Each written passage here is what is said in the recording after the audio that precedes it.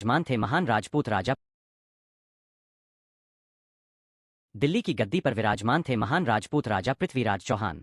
निडर, पराक्रमी और तीरंदाजी के अनुपम महारथी। कोई उन्हें हरा न सका था। उनकी वीरता की चर्चा दूर दूर तक फैली हुई थी। लेकिन दूर गजनी में एक लालची और क्रूर सुल्तान था, मोहम्मद गोरी। उसकी नज़र दिल्ली के वैभव और सोने चांदी पर पड़ गई। वह एक लुटेरा था जिसका उद्देश्य केवल लूटपाट और विजय था। पृथ्वीराज को जब यह खबर मिली कि गोरी दिल्ली पर चढ़ाई करने वाला है, तो वे हंसे और बोले, एक तुच्छ लुटेरा गोरी, हम चौहान वंश के राजा हैं, हम किसी से नहीं डरते। और फिर शुरू हुई युद्धों की श्रृंखला। लगातार 17 बार गोरी ने आक्रमण किया और हर बार पृथ्वीराज ने उसे करारी शिकस्त दी। हर बार गोरी को जीवनदान देकर छोड़ दिया। पृथ्वीराज की दया और वीरता देखकर गोरी अपमानित होता, लेकिन हार नहीं मानता। अंततः गोरी ने छल का सहारा लिया। उसने कन्नौज के राजा जयचंद से गुप्त संधि कर ली। जयचंद को अपनी बेटी संयोगिता से पृथ्वीराज का विवाह पसंद नहीं था, इसलिए वह गोरी का साथ देने को तैयार हो गया।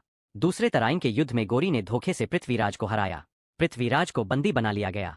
विजय के बाद क्रूर गोरी ने विश्वासघात किया और जयचंद का सिर कलम कर दिया। गजनी ले जाया गया पृथ्वीराज। वहां उनकी आंखें फोड़ दी गईं। जब यह खबर उनके प्रिय मित्र और राज्य कवि चंद बरदाई को पता चली, तो वे स्वयं गजनी पहुंचे। गोरी को चुनौती दी, हे गोरी, पृथ्वीराज ने तुझे 17 बार माफ किया, जीवनदान दिया, कृतघ्न तूने यह क्या किया। गोरी क्रोधित हो उठा और चंद बरदाई को भी कैद कर लिया। अब दोनों मित्र एक ही कारागार में थे।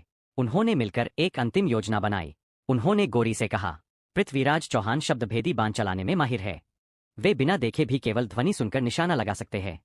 अहंकारी गोरी ने इसे अपनी विजय का प्रदर्शन समझा। उसने दरबार में एक आयोजन रखा। पृथ्वीराज को लोहे की जंजीरों में बांधकर लाया गया। गोरी ऊंचे सिंहासन पर बैठा। चंद बरदाई ने दोहे के माध्यम से गोरी की स्थिति बताई।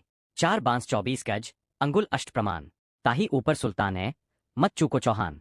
पृथ्वीराज ने धनुष उठाया। बिना देखे, केवल दोहे की दिशा सुनकर बाण छोड़ा। बाण सीधा गोरी के सीने में जा धंसा। क्रूर सुल्तान वहीं ढेर हो गया।